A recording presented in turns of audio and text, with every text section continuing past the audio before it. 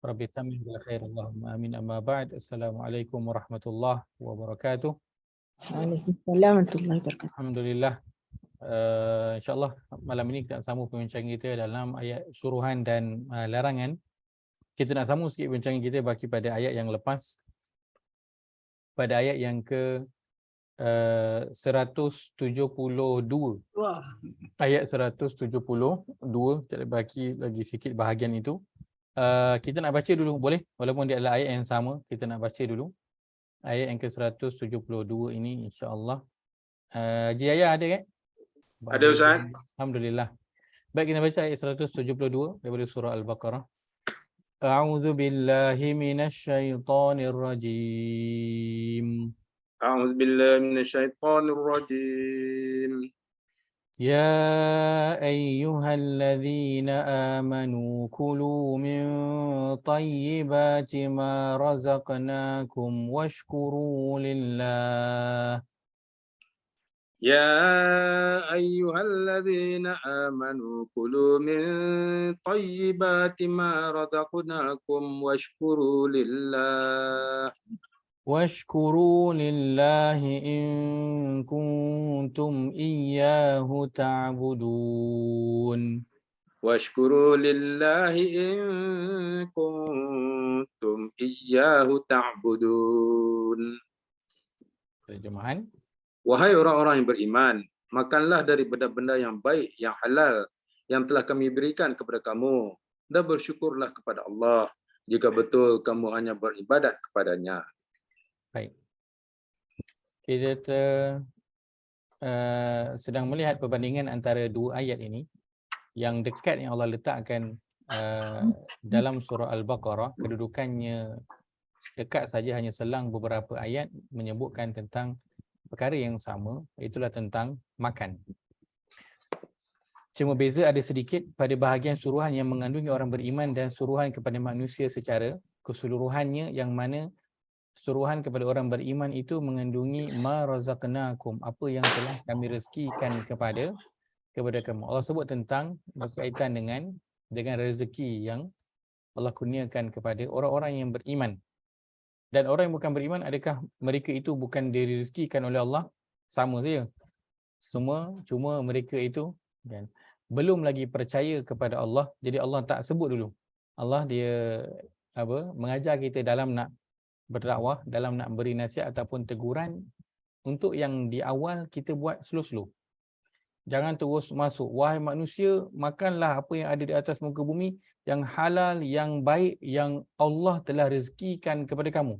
Sedangkan mereka tak percaya pun lagi tentang Allah, kan? Mereka percaya Tuhan ni bagi, Tuhan ni bagi, Tuhan ni bagi, kan? Belum lagi percaya Allah. Maka Allah slow down dulu dengan mereka. Allah cuma kata makanlah apa yang ada di muka bumi ini. Makan. Cari yang halal dan cari yang baik. Maka bila mereka mendengar perkataan halal, maka mesti akan timbul soalan, halal tu apa? Kan halal tu apa dia kan? Kalau orang bukan Arab lah, kalau orang Arab dia dah maklum. Orang tanya halal tu apa? Waktu dia akan mula mengkaji tentang halal dan juga haram. Apakah ada makanan yang halal dan apakah ada makanan yang haram? Makanan yang halal banyaklah, sebab kaedah dalam makanan ini kaedah fiqh. Kaedah fiqh tentang makanan. Setiap makanan itu adalah halal dimakan kecuali ada dalil yang menyebutkan pengharamannya. Setiap makanan adalah halal dimakan kecuali ada dalil yang menyebutkan keharamannya. So itu tentang makan. Lepas itu dalam Al-Quran Allah tak cerita makanan apa yang halal. Kan dalam surah Al-Baqarah, kalau kita lihat pada ayat yang menyebutkan tentang makan ni, kita pergi ayat 168 tu.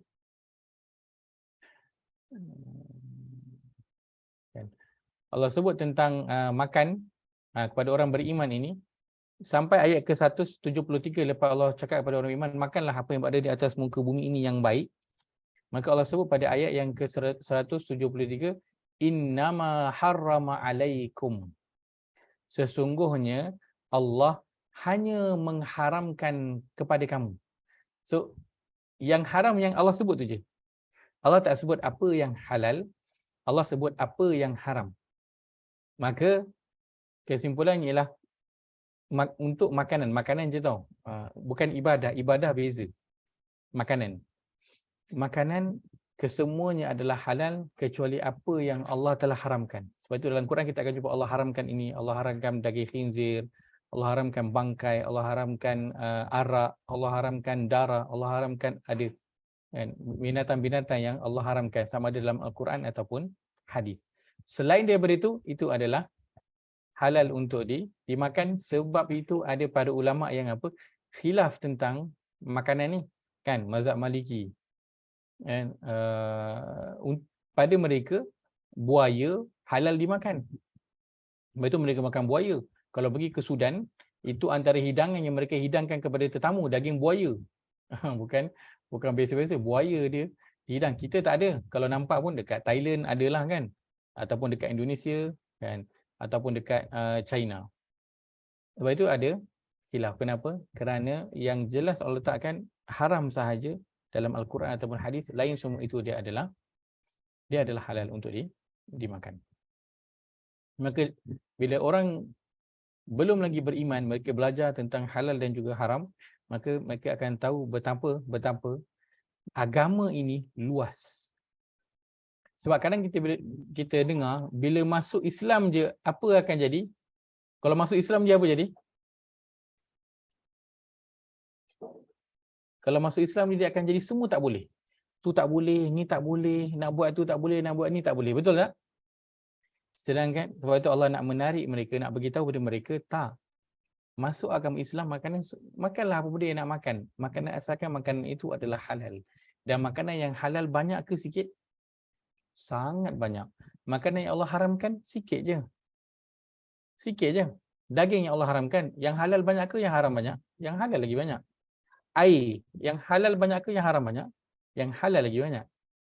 Maka Allah nak menunjukkan keluasan agama ini, sebab itu Allah kata makanlah apa saja yang halal. Sedangkan Allah tahu orang bukan Islam, apa benda halal tu pun dia tak tahu.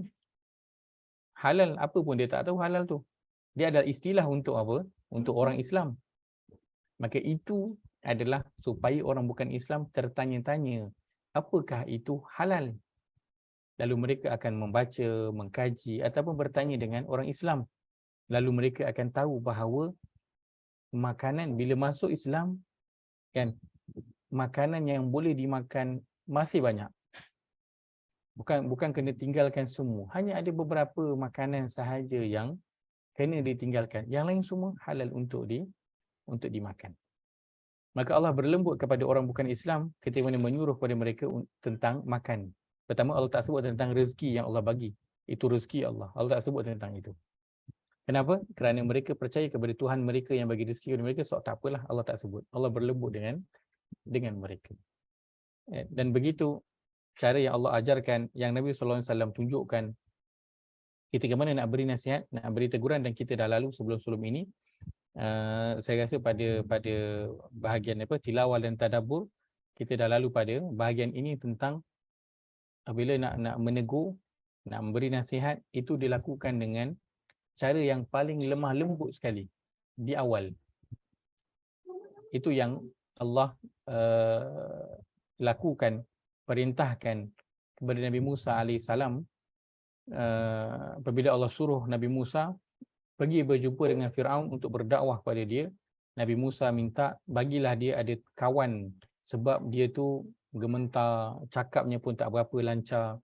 So mintalah ada kawan teman. Lalu Allah hantarkan Nabi Harun untuk bersama-sama dengan Nabi Musa. Lalu Allah kata, izhaba ila fir'auna innahu tagha. Maka pergilah kamu berdua kepada Firaun, kerana sesungguhnya dia itu telah melampaui batas.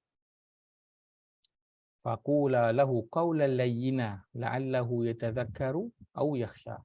Dan berkatalah kamu berdua kepada Firaun dengan perkataan layyinan, yang lembut. La'allahu yatadhakkaru, mudah-mudahan dia boleh mengambil peringatan, au yakhsha, ataupun dia menjadi timbul perasaan takut. Allah perintahkan dengan perkataan yang lembut. Sedangkan Firaun tu dah buat salah ke tak? Dah. Dia dah melampaui batas ke tak? Dah. Dah melawan tak? Dah.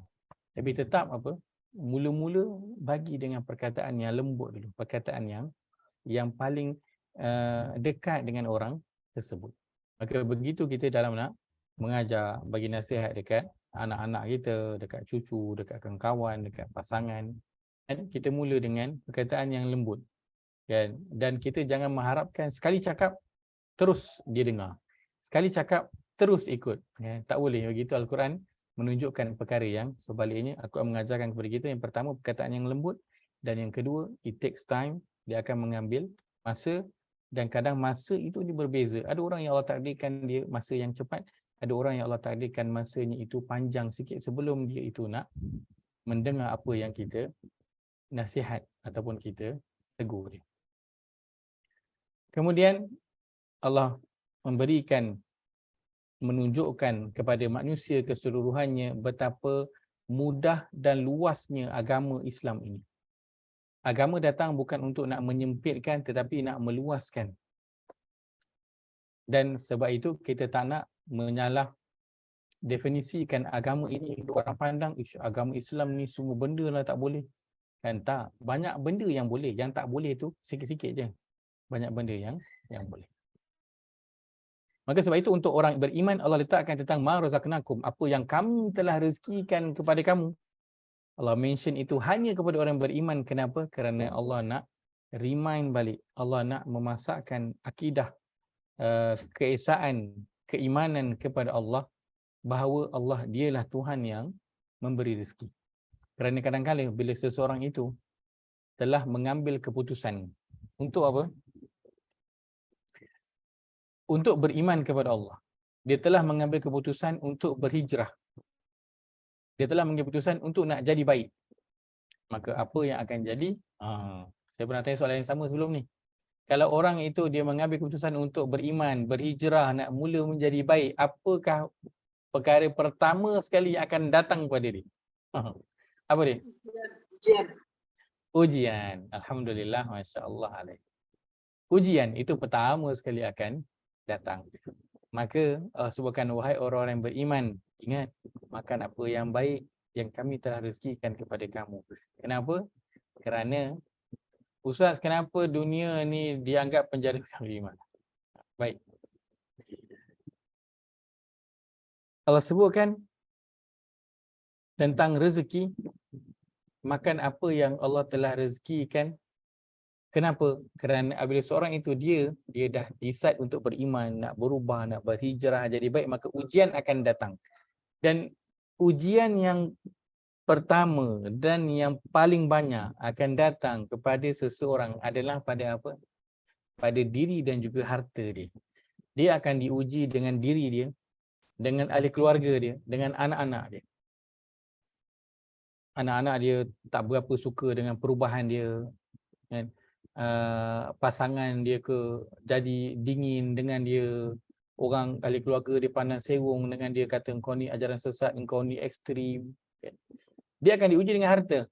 Mungkin dibuang kerja, mungkin perniagaannya merosot.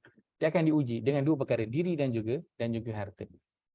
Maka ketika itu cabaran yang paling besar. Kenapa? Kerana syaitan akan datang. Tu kau tengok orang tu, engkau berhenti kerja ke, engkau nak berubah jadi baik ke, kau tengok kawan-kawan kau tu. Kau tengok dia orang tu yang bukan Islam tu kan. Tengok orang yang bukan Islam, dia orang berniaga maju, kaya elok je, gaji macam biasa, bertambah-tambah lagi kaya, bertambah-tambah lagi anak dia. Engkau tengok bukan makin kembang, makin kuncup. Apa yang kau ada tu makin mengecil. Maka sebab itu Allah sebut tentang rezeki yang ingatkan balik orang beriman. Bila dia beriman, dia akan hadapi cabaran pada diri dan juga harta dia. Dan Allah nak ingatkan balik tentang itu semua rezeki. Dia nampak dalam pinggan dia itu makin sikit lauknya. Dulu sebelum dia nak berhijrah, lauknya itu banyak, mewah. Tapi bila dia niat nak berhijrah, dia mula bertindak untuk berhijrah, lauk dalam pinggan dia makin sikit, makin kecil dia punya portion dia. Lalu Allah ingatkan balik, itu semua rezeki yang aku rezekikan kepada engkau. Waktu pinggan engkau lauk banyak, aku yang bagi. Waktu lauk engkau sikit, aku juga yang bagi. Dan diorang tu, lauk dia banyak ke, lauk dia sikit ke, aku juga yang bagi. Tak semestinya, kalau engkau kembali pada waktu engkau yang dulu, lauk engkau akan jadi banyak balik. Dia macam apa? Orang berniaga lah kan. Kadang kita selalu dengar orang berniaga, orang sebelah kita, contohlah kan, dia dulu buka kedai makan. Tiba-tiba datang orang sebelah jual makan juga. Dia jual pisang goreng, datang orang sebelah jual pisang goreng juga. Apa yang buat? Selalunya kita dengar dia akan apa? Pergi santau lah, pergi halau lah. Buat sesuatu biar orang tu tak ada. Tapi adakah dia pasti apabila perniagaan orang itu jatuh ataupun tutup, perniagaan dia akan naik? Adakah dia pasti benda tu? Dia pun tak pasti. Adakah dia yakin dengan dia menghalau, merosakkan perniagaan orang, perniagaan dia akan naik? Dia pun tak tahu. Akan tapi orang lakukan perkara tersebut kan. Sebab apa? Dia rasa orang ni jual sebelah aku menyebabkan aku punya perniagaan jatuh. Orang dah tak beli dah dekat aku. Saya pernah sekali balik, saya kalau travel saya suka ikut jalan kampung. Sekali tu saya daripada Rompin, saya nak balik ke ke Bangi, saya ikut jalan kampung dan saya masuk ke Negeri Sembilan, saya lalu dekat Batu Kikir. Waktu petang kan, ayah saya biasa dia petang-petang dia nak apa? Nak kunyah-kunyah. Sambil dalam kereta kan. Dia kata nak kunyah-kunyah lah kan, gitu. Mencarilah kan mana tempat menjual pisang goreng, kuih-kuih petang-petang. So saya ditadbirkan Allah berjumpa dengan, saya masuk dekat satu shop plot, main masuk je random, jalan je sebab dia one way, jalan sampai ke hujung jalan tu, jalan mati dan ada bangunan tinggal. Di hujung jalan tu ada orang meniaga kuih, pisang goreng, niaga ubi getuk, mi goreng, keropok leko. Dan ada dua kedai yang bersebelahan. Dan kedua-dua itu menjual makanan yang sama. Ni ada pisang goreng, ada pisang goreng. Ni ada pisang abu, yang ni pun ada pisang abu. Ni ada pisang tanduk, tu ada pisang tanduk. Ada ubi getuk, yang tu pun ada. Yang ni ada keropok leko, tu pun ada. Ada kari pap, sama. Tapi dia adalah dua orang yang berbeza. Owner dia lain-lain, bukan adik-beradik. Saya tempat tanyalah makcik tu kan. Bukan. Tapi kedua-duanya berniaga kat situ. Alhamdulillah setakat yang saya tengok tu, alhamdulillah. Kan, Masya Allah. Dan dua-dua kedai tu ada orang beli. Dan kalau kata salah seorang tu dengki, dia tutup kedai orang sebelah tu, belum tentu kedai dia itu sale-nya akan naik. Kenapa? Ma razaqnakum. Kami yang bagi rezeki kepada kamu. Maka pada orang yang beriman, Allah ingatkan tentang rezeki itu dia yang bagi. Kerana bila seorang itu dah decide untuk nak berubah jadi baik, nak berhijrah, dia akan hadapi cabaran dari sudut rezeki. Dan sebab itu Allah kata kulu makanan. So itu menjadi apa? Kita sebutkan sebelum ni. Makan ni menjadi apa? Satu agenda utama dalam kehidupan manusia. Umur berpuluh tahun dihabiskan untuk nak mencari makan tu. Sebab itu Allah betul-betul ingatkan kepada orang beriman, kami yang bagi rezeki. Supaya tak mudah tergelincir bila tengok orang lain itu yang mungkin tak solat, tak berapa jaga solat, tak mengaji, tak faham, tak cuba nak belajar Quran, tak berinfak, tak berpuasa, tak bangun malam. Dia orang tu rezeki bertambah, berniaga makin maju. Kita tengok dia orang begitu. Supaya kita orang beriman ini tak goyang, supaya tak kembali balik ke belakang. Supaya tak kembali balik ke dunia yang lama itu, maka Allah ingatkan tentang razaqnakum, kami yang bagi rezeki kepada kamu.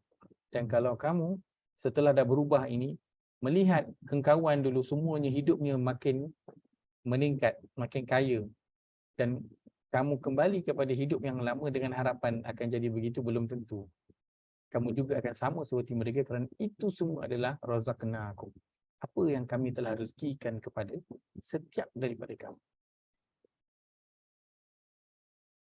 Sebab itu tentang orang beriman, Allah masukkan tentang razaqnakum. Apa yang kami telah rezekikan kepada kamu. Kepada manusia secara keseluruhannya Allah tak masukkan. Kenapa? Caranya adalah kepada orang yang beriman. Haji Zainul bertanya, Ustaz, kenapa dunia ini dianggap penjara bagi orang yang beriman? Baik, Nabi SAW bersabda, ad-dunya sijnul mu'min wa jannatul kafir. Dunia ini adalah penjara bagi orang beriman dan syurga bagi orang kafir. Kenapa begitu? Kerana ada peraturan yang perlu kita patuhi. ada peraturan yang perlu kita patuhi. Dengan hidup berperaturan, dengan hidup ada undang-undang dan SOP, inilah yang menjadikan sesuatu itu berjalan dengan lancar. Mesin dikilang.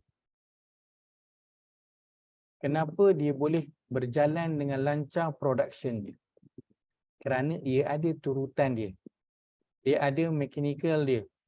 Alat-alat dia yang berjalan mengikut kedudukan dia. Kalau kata dia ada ring itu, satu ring itu patah, apa jadi? Habis semua terbengkalai. Tak jadi mesin. Maka bila kita sebut mesin, apa yang kita faham? Kita faham dia adalah satu alat yang dah ada dia punya mechanical-nya kat dalam tu, yang telah disusun dengan fungsi yang tertentu. Kalau satu tak cukup, satu hilang, mesin tak jalan. Maka yang menjadikan mesin itu boleh berjalan dengan sempurna hingga keluarlah production, lancarlah apa yang dirancang itu, sebab apa? Sebab dia tersusun, dia ada undang-undang dia yang diikut. Kalau mesin itu diberi nyawa dan setiap alat dalam mesin tu dikatakan jalanlah ikut engkau punya suka, maka apa akan jadi dengan mesin tu? Yang sepatutnya putar ke kanan, dia putar ke kiri. Yang patutnya dia jalan ke atas, dia jalan ke bawah. Apa jadi mesin tu? Jahanam habis. Keluar tak produk yang nak dihasilkan? Confirm 100% tak akan keluar satu pun produk. Maka hidup ini menjadi teratur sebab apa? Sebab adanya undang-undang, SOP, Haji Nur sebutkan, Al-Quran dan juga hadis. Itulah yang menjadikan hidup ini apa? Berjalan dengan sempurna. Kalau hidup ini tak ada undang-undang, apa jadi? Maka dia akan jadi seperti apa? Seperti orang yang bukan Islam, orang yang tidak ada agama. Kita bila tengok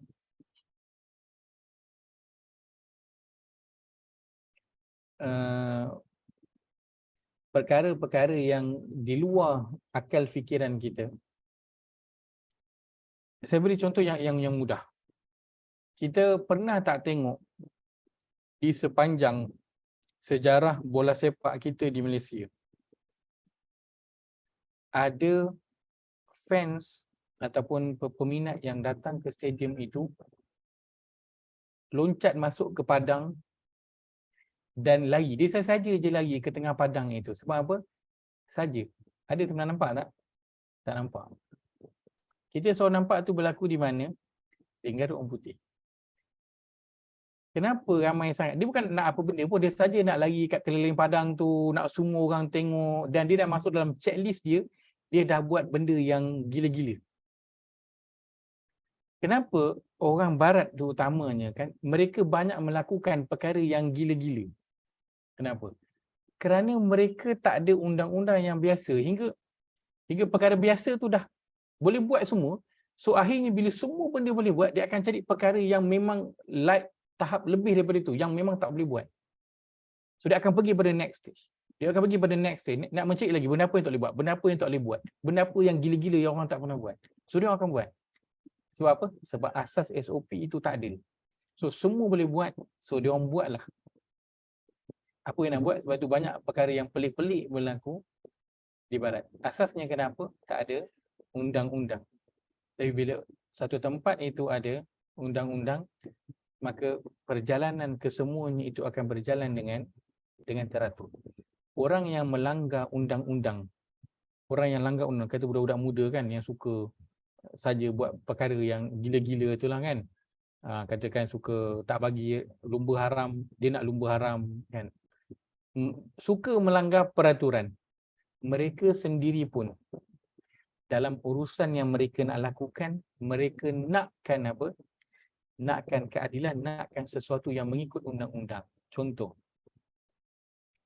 Muhammad, orang yang bagi lumba haram tu, dah bagi tahu jangan lumba haram, dah dilarang, lumba juga haram, nak melanggar peraturan. Walaupun diorang itu suka melanggar peraturan, masih juga lumba haram.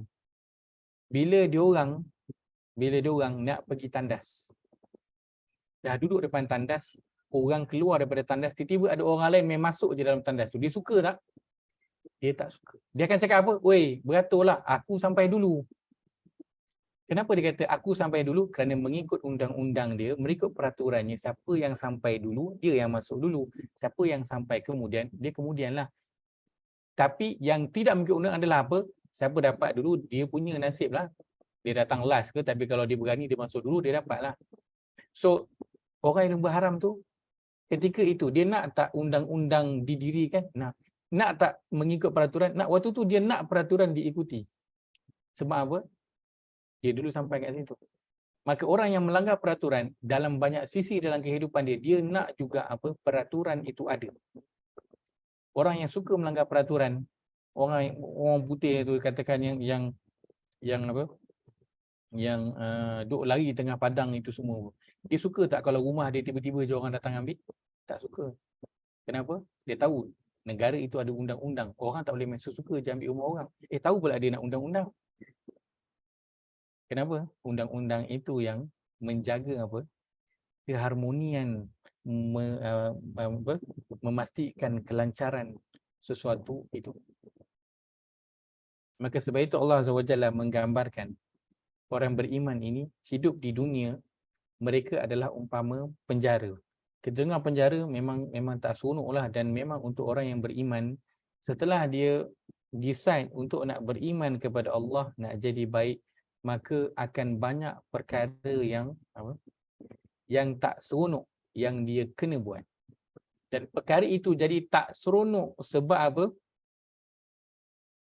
Sebab bertentangan dengan keinginan hawa nafsu dia. Itu sahaja. Kalaulah Allah ambil daripada kita semua hawa nafsu ini, maka percayalah kita akan boleh taat kepada setiap apa yang Allah perintahkan tanpa banyak soal, tanpa rasa penat dan juga lelah. Maka penat lelah kita sekarang ini adalah sebab kena melawan hawa nafsu. Itu sahaja. Kalau tak ada hawa nafsu ni, maka kita akan jadi seperti malaikat. Yang apa? Allah sebutkan pada surah yang ke-66 ayat yang ke-7. La ya'sunallaha ma amarahum wa yaf'aluna ma yu'mar. Malaikat mereka tidak pernah memungkiri, mengingkari, melawan apa yang Allah perintahkan kepada mereka, dan mereka melakukan apa sahaja yang mereka itu diperintahkan. Kenapa? Kerana tidak ada hawa nafsu. Nak melawan, nak berfikir, nak rasa penat, nak rasa malas, tak ada. Tapi sebab kita ada hawa nafsu, inilah yang menjadikan kita terpenjara. Kita kena buat apa yang kita tak suka. Dan sebenarnya seseorang apabila diberikan kebebasan dengan sebebas-bebasnya dalam kehidupan, maka dia akan tiba pada satu point yang apa? Dia rasa semua benda dah buat, tapi ada rasa something missing. Apakah yang dia missing itu? Ketuhanan kepada Allah. Dia nak rasa seperti dia itu ada mendapat satu arahan, satu task yang dia kena buat. Dan seseorang bila dia dapat buat task, apa yang kita rasa? Kita akan rasa seronok bila dapat buat task tu. Betul tak? Itulah yang terus menggerakkan orang beriman. Iaitulah apa? Task yang Allah berikan dan dia dapat jalankan dengan sesempurna mungkin. Maka ibarat penjara adalah kerana kita terpaksa mengekang hawa nafsu kita. Banyak benda yang kita kena tahan daripada untuk buat. Dan Allah sebutkan perihal penghuni syurga, walakum fiha ma tashtahihil anfus, dan untuk kamu para penghuni syurga, apa sahaja yang diinginkan oleh hawa nafsu kamu, silakan. Bila? Di syurga. Kenapa? Sebab dekat dunia kena tahan, waktu dia jadi macam penjara. Dia ada apa? Syarat-syarat ataupun peraturan yang dia kena ikut. Selagi mana dia seorang Muslim, seperti mana seorang yang dia memandu kereta, dia terpaksa ikut semua isyarat jalan raya. Tapi kalau dia seorang pejalan kaki, dia tak perlu ikut pun 110 dekat highway, berhenti di simpang, isyarat lampu merah, dia tak perlu ikut pun. Kenapa dia perlu ikut? Kerana dia sedang memandu kereta. So semua peraturan jalan raya dia kena ikut. Begitu juga seorang Muslim, kerana dia itu orang Islam, dia kena ikutlah peraturan yang telah dia sediakan, dan itu yang menjadi cabaran. Dan sebenarnya itu semua adalah untuk kebaikan. Bayangkan tidak ada peraturan jalan raya, apa jadi jalan kita? selamat, semua orang akan ikut suka je. Dan sekarang ni jalan raya semuanya okey, berjalan macam biasa. Sebab apa? Sebab ada peraturan dan orang ikut peraturan. Maka begitulah juga agama. Allah nak bagi sebenarnya hidup kita ini lancar, tak terganggu. Sebab itu Allah bagi agama. Kalau tak ada agama, bayangkan jalan raya tanpa undang-undang.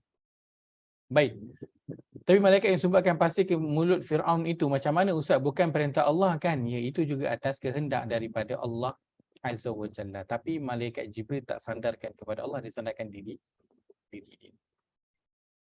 Ma razaqnakum, apa yang kami telah rezekikan kepada kamu. Allah peringatkan kepada orang yang beriman tentang rezeki, kerana kita akan tengok dekat dalam pinggan orang lain, lauknya itu lebih banyak dan lebih menyelerakan daripada lauk kita. Tapi kena sentiasa ingat, itu semua rezeki pada Allah. Rezeki dia adalah rezeki dia, rezeki kita. Rezeki kita boleh minta kepada Allah untuk dapat sama macam dia, bukannya tak boleh. Washkuru lillah, dan bersyukurlah kamu kepada Allah jika betul kamu hanya beribadah kepadanya. Baik. Washkuru lillah, Allah akhiri dengan perkara ini, bersyukur kepada Allah Azza wa Jalla. Dan tentang syukur ini saya yakin kita dah banyak kali dengar, dan saya tidak berniat untuk menyentuh tentang perkara berkaitan syukur ini. Dan berkaitan Allah tambah rezeki, tambah nikmat dan sebagainya, itu semua telah kita ketahui. Baik, tapi cukuplah dengan satu ayat sahaja sebagai galakan dan juga motivasi untuk kita terus mengucapkan syukur kepada Allah Azza wa Jalla. Kita lihat pada surah yang keempat ayat 147. Pada muka surat 101, surah An-Nisa, surah yang keempat ayat 147.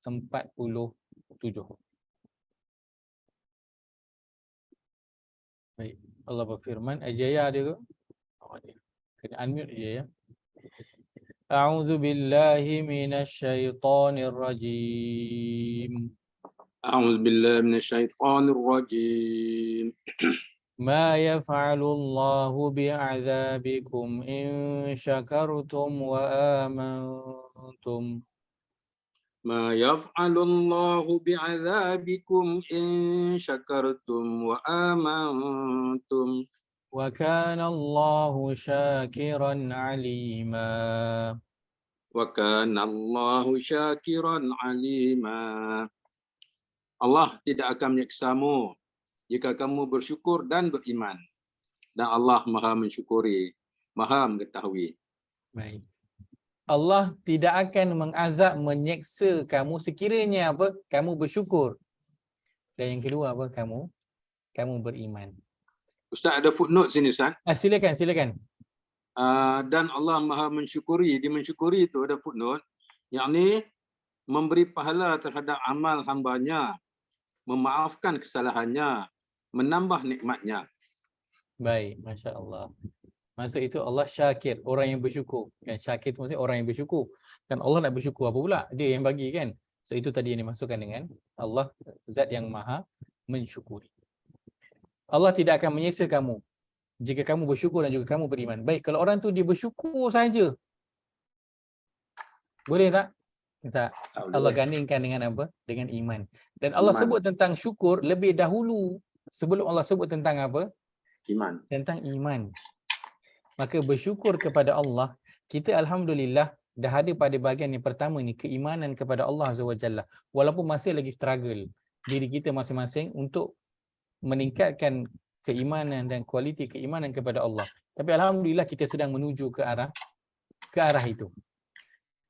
Yang kita nak tambah satu lagi adalah apa? Kesyukuran kepada Allah Azza wa Jalla.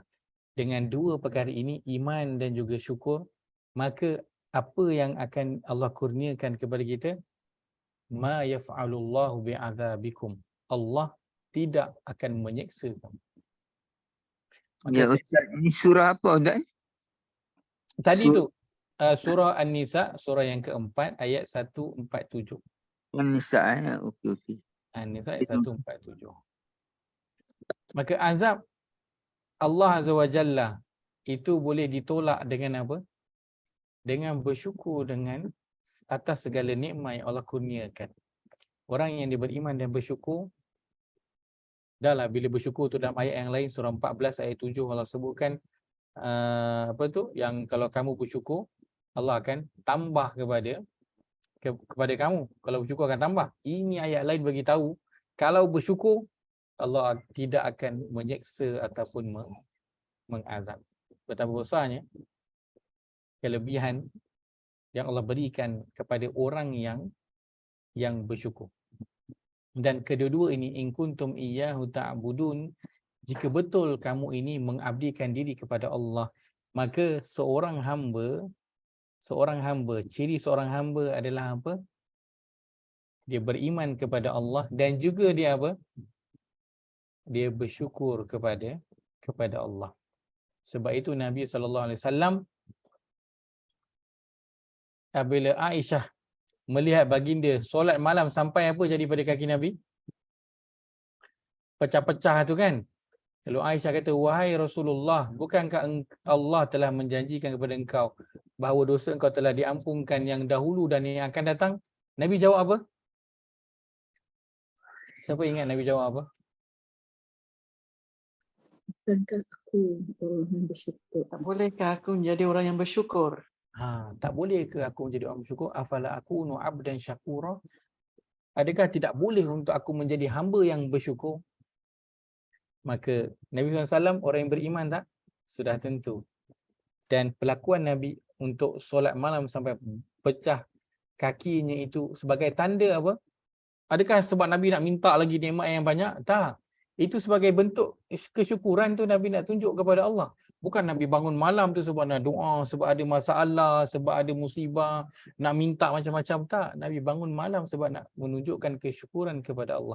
Dan dengan dua perkara ini, itulah dia ciri apa? Orang yang betul-betul beribadah kepada Allah. Itulah dia ciri seorang hamba. Dan dalam hadis yang lain, Aisyah radhiyallahu anha juga menyatakan bahawa Nabi SAW kalau datang kepada baginda satu berita ataupun urusan perkara yang Nabi buat yang menjadi ataupun sampai kepadanya berita yang menggembirakan, maka Nabi akan kata alhamdulillah allazi bi ni'matihi tatimmus shalihat. Segala pujian kesyukuran bagi Allah yang dengan nikmatnya maka sempurnalah segala amal-amal yang soleh ataupun segala pekerjaan yang baik. Bila sampai kepada baginda satu berita yang mendukacitakan, buat sesuatu tak jadi, tak dapat, maka apa yang Nabi akan ucapkan? Nabi akan kata alhamdulillah ala kulli hal. Segala pujian kesyukuran hak milik mutlak bagi Allah atas setiap keadaan yang terjadi. Maka Nabi apa? Pada dua-dua keadaan, suka ataupun duka, diberi ataupun diambil, apa yang Nabi buat? Nabi akan bersyukur. Dan itulah dua ciri yang Allah sebutkan, ciri seorang hamba beriman dan juga bersyukur. Maka pada ayat yang ke-172 ini banyak sangat peringatan yang Allah berikan kepada kita. Satu ayat yang pendek, tetapi kalau kata Ustaz, saya tak sempat nak ambil yang sebelum-sebelum ni Ustaz, maka ambillah kesimpulan daripada ayat ini, itulah apa? Iman dan juga syukur. Fokus pada diri kita untuk saat ini kita nak mula untuk meningkatkan keimanan kepada Allah dan nak sentiasa bersyukur kepada Allah Azza wa Jalla, kerana inilah dua tips, dua cara untuk menjadi hamba Allah Azza wa Jalla, untuk betul-betul mengabdikan diri kepada Allah Azza wa Jalla. Maka ciri hamba apa dia?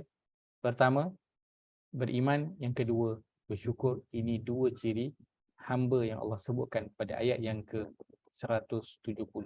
Dua ini tambahan dengan poin-poin yang lain yang telah kita ambil sebelum ini. Maka itu ayat 172, insya-Allah kita nak melihat pada ayat yang seterusnya. Ustaz, sekejap Ustaz. Silakan. Boleh tanya tak? Boleh. Boleh Ustaz. Kalau dalam setengah keadaan tu, kita bersyukur tapi kadang-kadang kita mengeluh, apakah itu bermakna kita tidak bersyukur? Baik. Sincere dia ya. Ha? Ya. Tak sincere. Bukan. Syukur yang tak Tak, sincere. sebab apa? Tak, saya fikir macam ni Ustaz.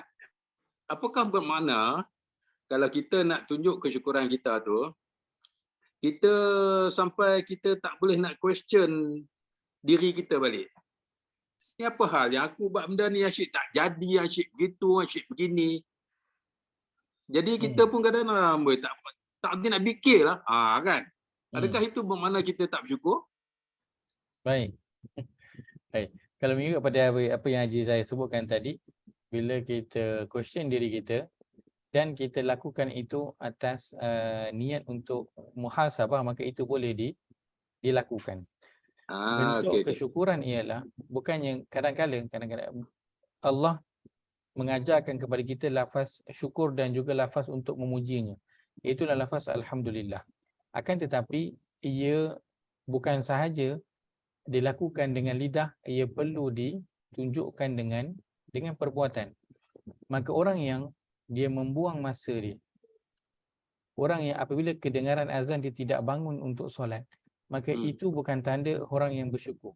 Kerana orang yang bersyukur dengan nikmat umur, nikmat kesihatan, nikmat masa yang Allah berikan, maka kedengaran saja bunyi azan maka dia akan bangun untuk menunaikan solat. Bila sampai saja kepada dia peluang untuk berinfak, berkongsi rezeki, maka dia akan lakukan. Kenapa dia lakukan itu? Kerana bentuk kesyukuran dia kepada Allah SWT. Dan Nabi SAW menunjukkan kepada kita baginda bersyukur dengan mendirikan solat malam lama dan sangat banyak. So bentuk kesyukuran itu dizahirkan dengan perkataan, dengan ucapan alhamdulillah, dan juga dengan perbuatan. Walaupun mungkin mulut seseorang itu mengucapkan alhamdulillah tak henti-henti, tetapi pada perbuatan dia tidak menunjukkan kesyukuran dia kepada Allah. Antara tanda bersyukur ialah boleh dilihat pada diri seseorang apabila Allah kurniakan kepada dia rezeki yang lebih dari sudut harta, maka boleh terlihat pada pakaian dia itu nampak cantik, nampak terletak, nampak kemas. So itu tanda dia bersyukur kepada Allah. Tapi orang yang tak bersyukur, Allah berikan kepada dia nikmat berupa rezeki ataupun harta, dan kita melihat pakaian yang compang-camping, baunya tak berapa sedap, kita nak duduk dekat pun tak berapa selesa, maka itu bukan tanda orang yang bersyukur. Walaupun dia kata saya memilih untuk zuhud, tak. Kerana bersyukur kepada Allah ia dengan perkataan dan juga dengan perbuatan. Adapun kadang-kadang bila kita sampai pada kita ujian dan juga musibah, lalu kita kata aku buat ni tak jadi, asyik tak jadi je kan. Semua Allah suruh aku dah buat dah, tapi apa yang aku buat ni tak jadi je. Ataupun kenapa asyik aku je, kenapa bukan orang lain kan. Itu masuk pada bahagian sabar ataupun tidak. Sabar ataupun tidak. Dan bila sebut sabar, bukannya kita tak boleh nak komplain, cuma dia ada limit dia. Dia ada limit dalam nak komplain tu kan. Tak boleh sentiasa komplain ataupun mempersoal, mempertikai, dan bukannya kena tutup mulut, tak boleh bercakap langsung. Bukan, kerana bila timpa ujian dan musibah, orang selalu akan mengeluh, mengadu, orang akan cerita, dan itu boleh dilakukan, bukannya kena tutup mulut, simpan seorang-seorang, tak, bukan. Agama tidak mengajarkan yang begitu. Maka dalam bentuk syukur, bukan ia dilakukan dengan perkataan dan dilakukan dengan perbuatan. Dan untuk kalau kata kita question diri kita dan sebagainya, kita menganggap dia itu masuk pada bahagian kita bermuhasabah. Kenapa aku buat ni masih tak jadi lagi? Orang lain buat jadi je, kenapa aku buat tak jadi? Maka perlu lihat pada diri kita, bukan nak melihat pada kenapa Allah masih lagi tak bagi pada saya. Wallahualam. Silakan, tadi saya dengar ada soalan ataupun perkongsian, silakan. Ustaz, bersyukur bukankah dia bagi ketenangan dan kebahagiaan? Betul. Bersyukur akan memberi ketenangan dan juga kebahagiaan. Allah sebutkan dalam Al-Quran, wa in tashkuru yardahu lakum. Kalau kamu bersyukur, maka Allah akan redha kepada kamu.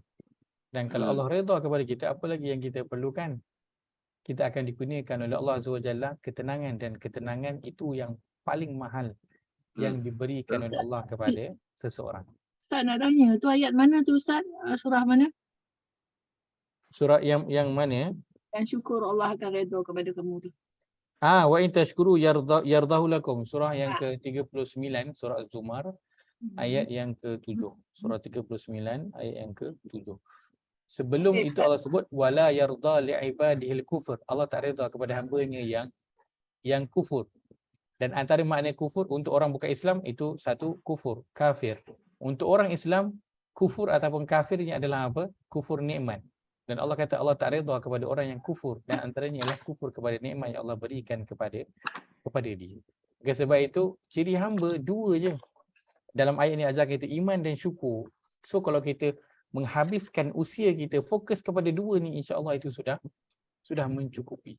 Antara orang yang bersyukur kepada Allah, dia tentu akan solat, akan beri perhatian kepada Al-Quran, akan berinfak, akan berpuasa, akan membantu orang lain. Itu semua bentuk kesyukuran kita kepada Allah Azza wa Jalla dalam bentuk perbuatan. Sebab itu agama melarang perbuatan kedekut. Kerana kedekut adalah berlawanan dengan bersyukur. Sama ada kedekut kepada orang lain ataupun kedekut dengan diri sendiri ataupun kedekut dengan ahli keluarga. Wallahu a'lam. Ustaz, minta maaf Ustaz. Tadi Ya, ayat berapa Ustaz? Zumar Surah ayat ke-7. ke-7. Ke-7 panjang ni Ustaz. Pendek kan dia? Ustaz ambil di tengah wa in tashkuru yardahu lakum. Ya betul. Wala Saya taziru ambil wazratun wizra ukhra. Betul. Okey. Terima kasih Ustaz. Baik, sama. Saya ambil pada poinnya sahaja. Sebelum tu Allah sebut wala yarda li ibadihil kufur. Allah tak redha kepada hamba-Nya yang kufur, iaitu kufur pada nikmat Allah, dan kalau kamu bersyukur Allah akan redha kepada kamu. Ustaz hafal semuanya dengan makna-maknanya. Sejak berapa tahun Ustaz hafal semuanya Ustaz? Alhamdulillah Allah sebab saya mula dengan sebab hafal Quran. So bila hafal Quran masuk tambah dengan bahasa Arab, so bahasa Arab tu bantu untuk kita dapat tangkap perkataan tu kat mana. Tadi Ustaz cerita, Ustaz mendengar aja, mak Ustaz pasang kaset cari kaset ke apa? Betul. Waktu tu dalam kereta lah kan. Itu untuk juzuk 28 dan beberapa surah yang lain, tapi juzuk yang lain tu menghafal lah macam biasa. Buka dan tu jugalah. Tu bahasa tu umur berapa tahun Ustaz? Saya mula menghafal umur 13, dekatan 1. Saya habis umur SPM, dan saya ambil SPM lewat setahun lah. Saya ambil SPM umur 16. So umur 16 tahun alhamdulillah selesai. Lamalah sebab sekolah tu sekali dengan akademik. So ada Quran dan akademik. Sebab tu yang lambat sekali lah. Kalau fokus tu mungkin ada orang boleh buat setahun, 2 tahun dan sebagainya lah kan. Saya lama sikit lah, ambil masa 5-6 tahun sebab exam, ada PMR, ada SPM-nya. So bila time exam tu kena stop sekejap kan, fokus pada exam, lepas tu sambung balik, gitulah. So bila pergi ke Yaman, so bahasa Arab itu digabungkan. Sebab bila waktu hafal tu memang tak faham, tapi bila ada bahasa Arab sikit, so kita dapat tangkap perkataan-perkataan yang kita tengah nak bincangkan. Macam sekarang perkataannya adalah syukur. So terkeluarlah sikit-sikit mana-mana ayat yang ada perkataan syukur tu. So sains dapat A tak? Saya tak dapat A. Sains saya hanya dapat B+ sahaja. Okey Ustaz. Terima kasih Ustaz. Kita teruskan. Silakan. Ustaz, sekejap Ustaz. Last question. Ya saya. Jadi sejak daripada umur Ustaz 15 tahun tu sampai sekarang, Ustaz memang dalam keadaan menghafal Quran tu Ustaz? Dalam keadaan terus mengulang Quran lah, kena ulang Quran, tetapi cabarannya besar lah. Dan saya terus terang saya katakan ada bahagian yang saya tak ingat. Ada bahagian yang saya tak ingat, sebab nak buat ulang tu memang kena buat secara berterusan. Dia senang sangat nak lupa. Nabi kata dia umpama unta liar. Lafazan Quran ni dia umpama unta liar. Kalau tak ikat, tak pegang tali, memang selamatlah. Dia akan lari, dan lari dia memang bukan lari dia dekat, lari yang jauh. Jauh dan laju. Laju. So saya ada gap sikit antara lepas SPM itu dan dengan sebelum ke Yaman. Saya ada gap. Saya kerja sekejap, saya buat beberapa perkara, dan waktu tu bila dah lepas sekolah, so dia memang bergantung pada diri sendirilah waktu tu nak buat, dan memang mencabarlah waktu tu.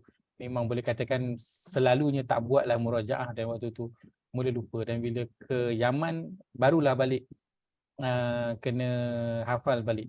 Waktu ke Yaman, so waktu tu barulah bila dah ada bahasa Arab sikit, baru kita lagi sedap nak membaca. So bila sedap membaca sebab bila kita baca tu kita macam membaca cerita, so dibuatkan lagi seronok nak mengaji. So itu yang buatkan murajaah tu dia lebih laju sikit lah, dia lebih laju. So, bila tambah lagi dengan bahagian tadabbur, bila kita dapat melihat, alhamdulillah, bila baca ayat ni teringat ayat tu, teringat ayat tu, teringat ayat tu, kita lagi macam Masya Allah seronoknya. So itu yang lagi nak buat Betul, murajaah, nak bagi ingatkan lagi mana lagi yang terlupa itu. Dan sekarang masih lagi sedang melakukan murajaah itulah, ulang. Dan tak adalah, saya terus terang saya katakan hafalan saya memang bukan mantap lah. Kalau nak jadi imam tarawih, nak habiskan tu 30 juzuk tu memang kena ulang dululah sebelum nak jadi imam itu pada sebagai tempat, memang kena murajaah dia. Itu Ustaz, otak muda, kami dah otak tua. 3 tahun pun tak habis Baqarah. CPU pun dah tak tu dah. Dah 3 tahun, masih baru 1 juz. Alhamdulillah. Alhamdulillah, okeylah kan. Banyaklah tu 1 juz 3 tahun. 3 tahun. Okay. Saya kan 80 tahun. Okey, saya. kita teruskan.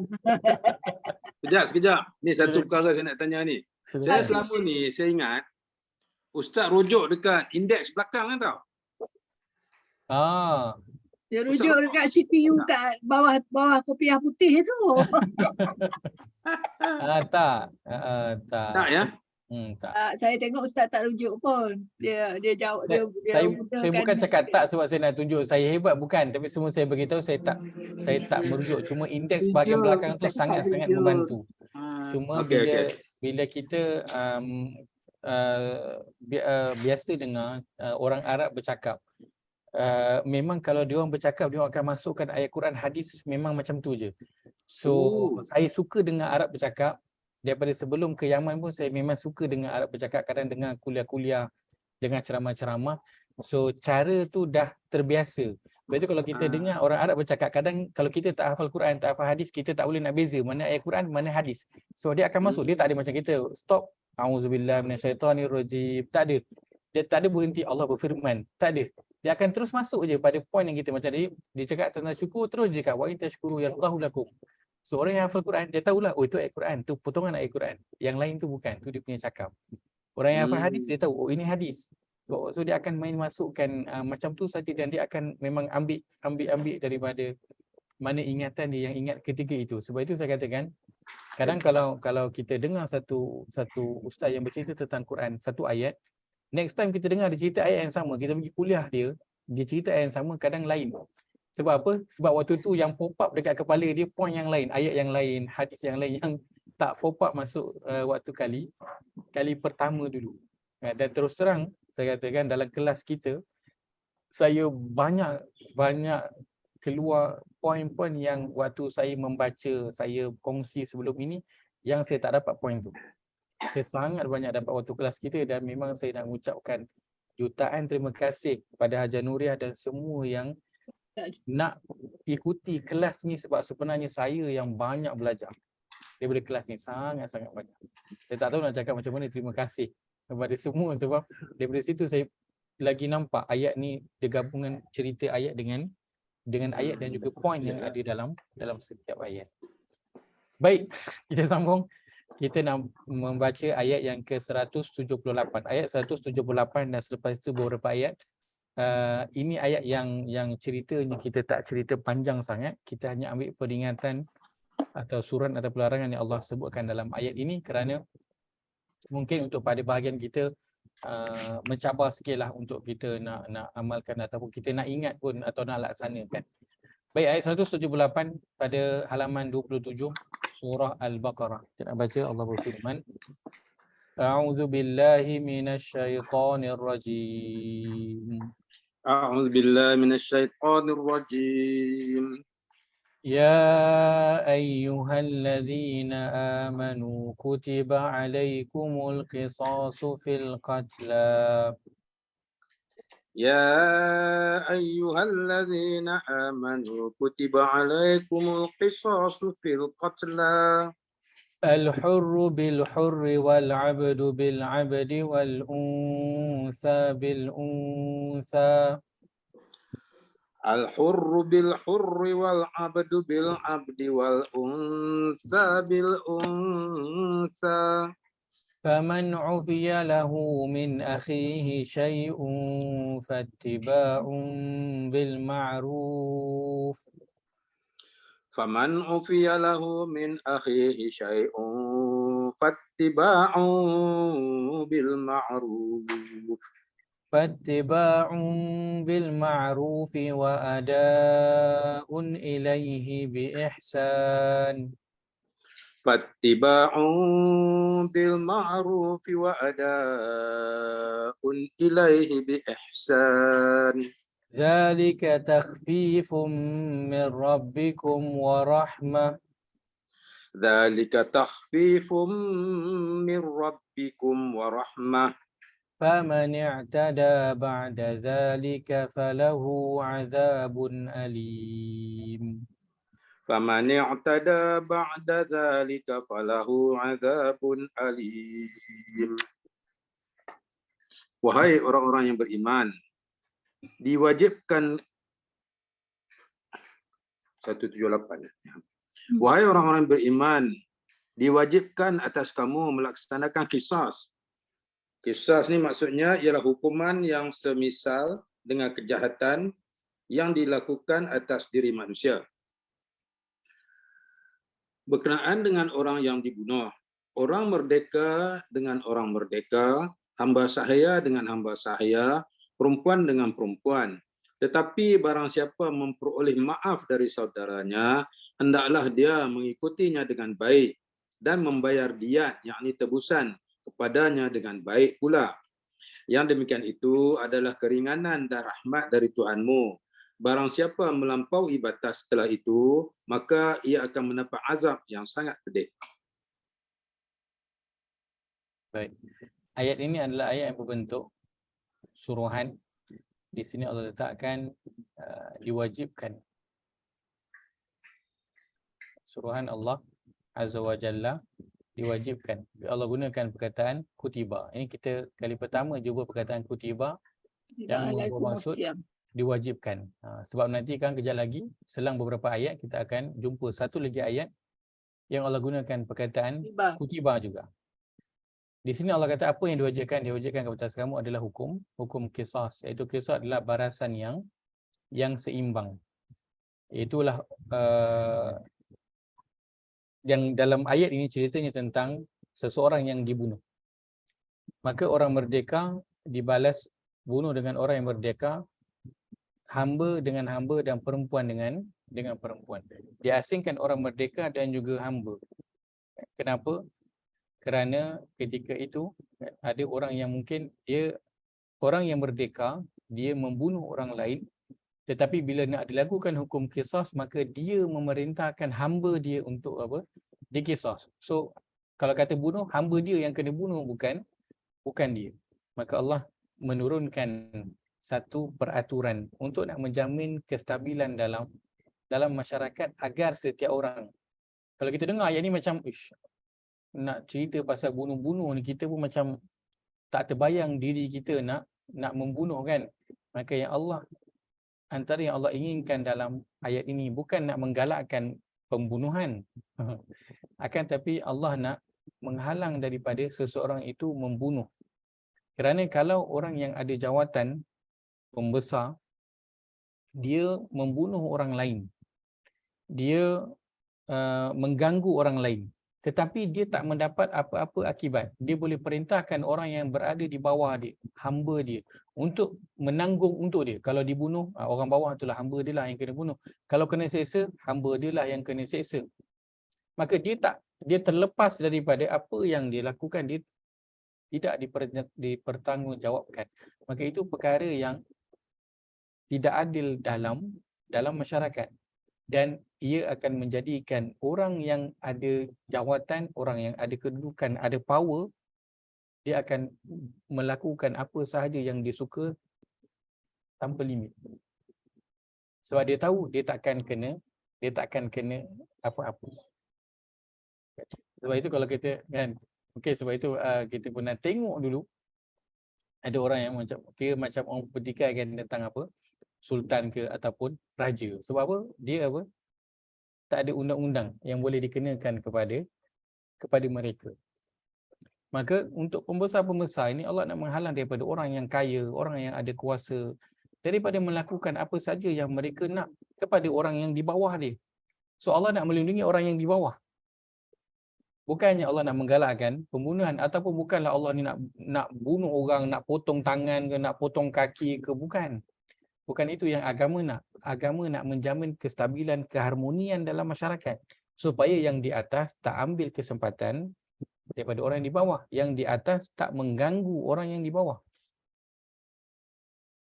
Kerana kalau dulu kita tengok betapa orang yang kaya, orang yang ada kuasa, dia suka-suka je buat apa dengan orang yang berada di bawah. Kita tengok ketika movie-movie yang cerita tentang apa, penjajahan kan, negara macam Afrika tu, mereka dipaksa ataupun kita di Malaysia pun kan, dipaksa untuk bekerja, buat railway tu kan, buat railway, buat kerja-kerja.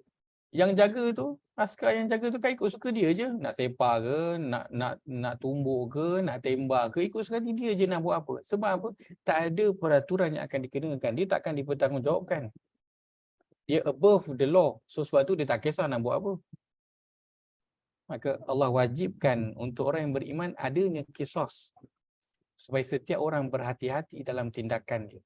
Dia tak boleh main suka-suka je nak pergi bunuh orang lain. Ini Allah sebut terus tentang maksimum tentang bunuh. Kerana dalam agama, antara perkara yang agama jaga adalah apa? Adalah diri. Agama jaga setiap diri Muslim itu. Tak boleh orang main suka-suka je nak buat apa yang dia nak. Kerana setiap diri dalam agama ini ada nilai dia dan dijaga. Maka ayat ini mudahnya ialah Allah nak menjaga keharmonian kita dalam masyarakat. Dan bayangkan kalau kita sebut dalam negara nampak macam besar sangatlah, kita kecilkan pada skop kita supaya kita boleh mengamalkan ayat ini dalam keluarga kita. Ada kan ketika mak ayah yang dia buat apa je yang dia nak dekat anak dia, dia cakap apa je yang dia nak. Kadang-kadang mak ayah kan, saya mohon maaf, bukan saya nak kata mak ayah saya atau mak ayah orang lain lah, bukanlah. Kadang kita mendengar antara masalah yang diadukan oleh anak-anak remaja ialah mak ayah bercakap apa je yang dia nak. Dia nak cakap kesat, dia nak marah, dia nak apa je dekat anak dia buat. Sebab dia rasa itu anak dia. So dia boleh buat apa je pada anak dia. Dia nak marah, dia akan marah. Dia nak pukul, dia pukul. Dia nak maki anak tu, dia akan maki. Dia tak kisah pun perasaan anak tu apa. Sebab apa? Sebab engkau anak, aku mak, aku ayah. So aku boleh buat apa je. Engkau duduk bawah. Maka ayat ini nak mengajarkan, memberitahu kepada kita, siapa yang diberikan kuasa tak boleh buat apa saja yang dia nak. Dan dia kena bayangkan kalau dia diperlakukan perkara yang sama. Seperti mana qisas, kalau dia bunuh, sebelum dia nak bunuh, dia kena bayangkan macam mana kalau dia dibunuh. Kalau kita nak marah anak kita nak pukul, kita nak keluarkan perkataan yang kesat kepada mereka, kita bayangkan kalau kita juga kena perkara yang sama daripada bos kita. Kita suka tak? Kita tak suka. Kita tak suka kena maki dengan bos. Orang kawan-kawan office semua tengok. Walaupun kena marah dalam bilik bos, kita tak suka. Maka adakah kita rasa orang yang berada di bawah kita, anak-anak kita suka? Pasangan kita suka dilakukan yang demikian? Sudah tentu juga tidak. Maka Allah nak mengajarkan ayat ini agar yang berada di atas berhati-hati dengan orang yang berada di bawah. Dia berada di bawah bukannya bermakna kita yang di atas boleh pijak dia. Boleh buat apa je yang kita nak. Dia berada di bawah dan kita berada di atas. Kita setiap tingkatan peringkat kita ada tanggungjawab kita masing-masing. Kita ada kawasan kita masing-masing. Maka jangan di atas masuk kawasan orang bawah jangan masuk kawasan larangan orang yang di atas. Maka berhati-hatilah dengan orang yang berada di bawah kita, pada anak kita, pada cucu kita, pada staf kita. Jangan melakukan sewenang-wenangnya. Kadang orang yang dalam masyarakat umum, secara umumnya lah kan, dia kaya ataupun dia ada pangkat datuk. Dia rasa apa? Dia rasa dia boleh buat apa je yang dia suka. Sebab apa? Aku datuk, aku boleh buat. Aku bawa kereta mewah, aku suka hati akulah. Aku nak parking kat mana ke, aku nak horn ke, aku nak bawa laju, nak bawa perlahan ke, suka hati akulah. Maka ini mengajarkan kepada kita, siapa yang Allah berikan kedudukan kuasa, dia kena sedar bahawa orang yang berada di bawah dia bukan untuk diinjak-injak.